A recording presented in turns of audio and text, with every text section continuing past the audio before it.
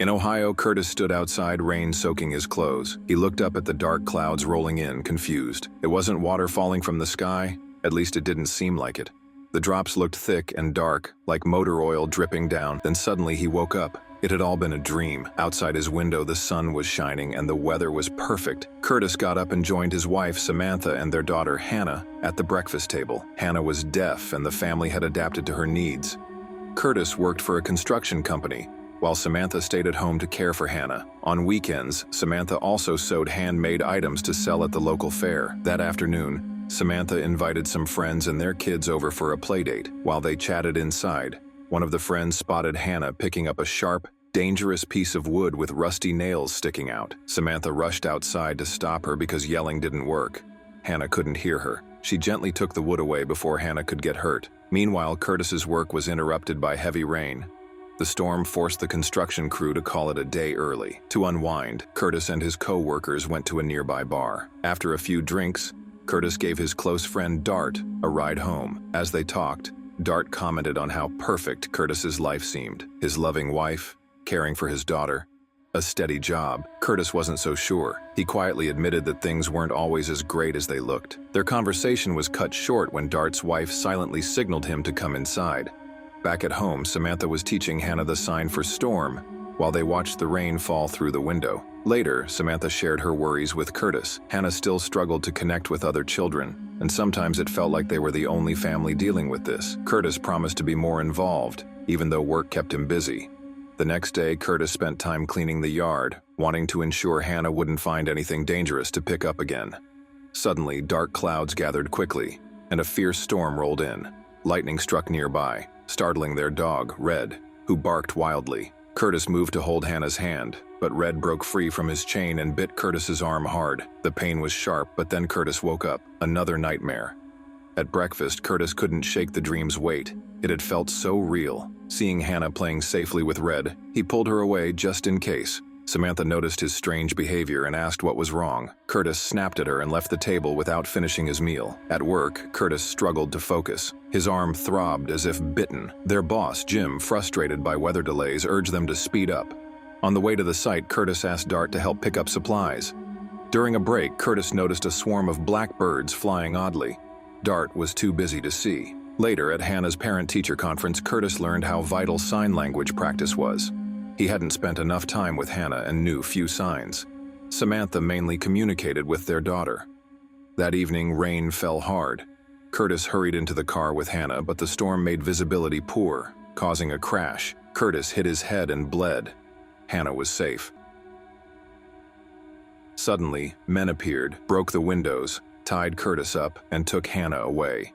Curtis woke screaming. Another nightmare. Downstairs, pale and tired, Curtis told Samantha he had a cold and urged her to take Hannah to the fair. While Samantha sold her goods, Curtis locked Red safely in the doghouse with a fence he built. He planned to clean the yard thoroughly but got distracted by a door leading to a storm shelter. Curious, Curtis found an old jar with a key inside. He unlocked the door and went down into the shelter, thinking about ways to prepare for emergencies. That evening, Samantha counted the money she made at the fair and added it to their vacation fund. She asked Curtis why Red was now kept outside, but Curtis gave vague answers and quickly changed the subject. Later, Samantha heard news about a gas leak affecting a small family nearby. Curtis's nerves spiked, and he grew more paranoid. The next day, Curtis found Hannah watching the storm through the window. Suddenly, a man appeared outside, staring in at them. Curtis grabbed Hannah tightly and hid as the man tried to open the door. Then the house began to shake violently. Objects floated in the air, making it hard for Curtis to breathe. Everything crashed down around them, and Curtis woke up. This time, he realized he had wet the bed. Embarrassed, he hid the sheets before Samantha came in. She noticed he seemed off and tried to check on him. But Curtis snapped, not wanting her to see the mess. He quickly apologized and blamed feeling unwell, urging her to go to church while he stayed home with Hannah. After Samantha left, Curtis cleaned up and took Hannah to the library. He distracted her with a children's book while he researched mental health problems. On the way home, they stopped at the grocery store and bought a large amount of canned food, making them late for lunch with Hannah's family. They criticized Curtis for missing church again, which made him feel worse. That afternoon, Curtis cleaned the storm shelter and stocked all the canned food inside. He spent hours reading about mental illnesses, trying to understand what he might be going through. Finally, he visited a doctor and explained that he hadn't slept well for days and had been having terrible nightmares. He even admitted to wetting the bed and feeling pain from the dog bite in his dreams. The doctor was calm and didn't think Curtis's problems were too serious at first. Still, he gave Curtis some medicine and recommended he see a psychiatrist in Columbus. Meanwhile, Samantha went to an insurance office to ask about an operation that could help restore Hannah's hearing. Thankfully, the insurance would cover everything because of Curtis's job benefits. Curtis picked up his medicine from the pharmacy and was surprised it cost very little thanks to their insurance. That evening, the family had a happy dinner to celebrate the good news, though Curtis didn't tell them about his medication. Before bed, Samantha started planning a vacation since they finally felt financially stable. Curtis took his pills quietly in the bathroom. The next morning, Curtis felt rested, and Samantha noticed he looked healthier. But at work, Curtis began talking with Dart about how much food to store in a shelter. Suddenly, Curtis heard thunder, yet the sky was clear. Dart heard nothing and kept working, but Curtis panicked. He vomited into a trash bin, overwhelmed by a sudden panic attack. Curtis left work early, struggling to breathe while driving. He stopped the car to calm himself and then noticed a store selling containers. He bought one, thinking it could help expand the storm shelter at home. Later, Curtis visited his mother, who was heavily medicated and confused. She had developed paranoid schizophrenia around the same age Curtis was now, and he feared he might be heading down the same path. He asked her about those difficult years, but she barely remembered. Feeling lost, Curtis called his doctor and said he couldn't drive to Columbus for psychiatric help. He asked if there were any alternatives. That night, Curtis sat in the storm shelter, calculating how much it would cost to turn it into a full bunker. The next day, without telling Samantha, he took out a home improvement loan from the bank. The agent warned him about the risks, but Curtis was too focused on preparing for the worst to listen. At work one day, Curtis asked Dart for help borrowing some equipment to build his bunker. It was against the company rules, but Dart agreed. He looked worried and told Curtis to take care of himself. Curtis reassured him he was fine. After work, Curtis went to see a local counselor. He shared all the ideas he had gathered from his research about his fears and dreams.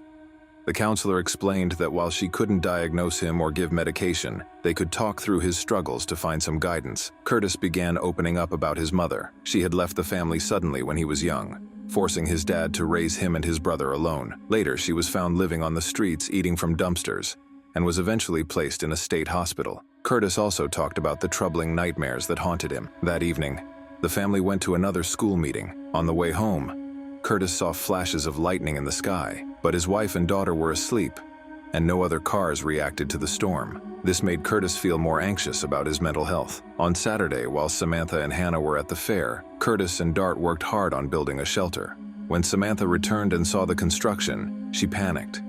A heated argument erupted when she discovered Curtis had taken out a loan without telling her. She demanded to know why he had been acting strangely lately, like locking their dog, Red, outside. Curtis dismissed her concerns and left to check on Hannah, leaving Samantha overwhelmed and in tears. That night, Curtis took more medication than prescribed. Samantha woke to find him having a seizure and bleeding beside her. She called an ambulance, despite Curtis insisting he was fine. Afterward, Curtis opened up and promised to keep seeing a counselor because he didn't want to abandon his family like his mother had. The next day, they took Hannah to the hospital for a checkup. Her surgery was scheduled for 6 weeks later. At work, Curtis asked his boss to remove Dart from his crew because he didn't want to give orders to his best friend. Jim warned Curtis about his frequent absences, which Curtis explained were for Hannah's doctor visits. After work, Curtis bought gas masks for the shelter but was shocked at the cost. Later, Curtis's brother Kyle visited, worried about Curtis. Curtis insisted he was fine and asked Kyle to take Red. A stormy afternoon brought tension between Curtis and Samantha, but it ended as a nightmare Curtis had. The next day, Curtis learned he was fired for borrowing equipment illegally. Samantha slapped him and left with Hannah. Curtis tried to see his counselor, but was met with a new one and left feeling hopeless. Back home, Curtis worked on the shelter while Samantha sewed to earn extra money. They canceled their beach trip and planned to use Curtis's last paycheck for bills. Hannah's surgery was postponed. Both needed to find new jobs and focus on their family. Samantha said she was willing to work on their marriage but insisted Curtis see a real psychiatrist. She also wanted him to attend a school event over the weekend to break out of his isolation. At the event, Dart confronted Curtis angrily, blaming him for his job suspension. Curtis suggested they talk in private later, but Dart wouldn't calm down. Their argument turned physical. Dart shoved and punched Curtis, who fought back with a kick. Then, in a sudden outburst, Curtis yelled that a terrible storm was coming and no one was prepared. He broke down in tears. Samantha stepped in and took him home. Sometime later, Curtis saw Hannah standing in the middle of the road.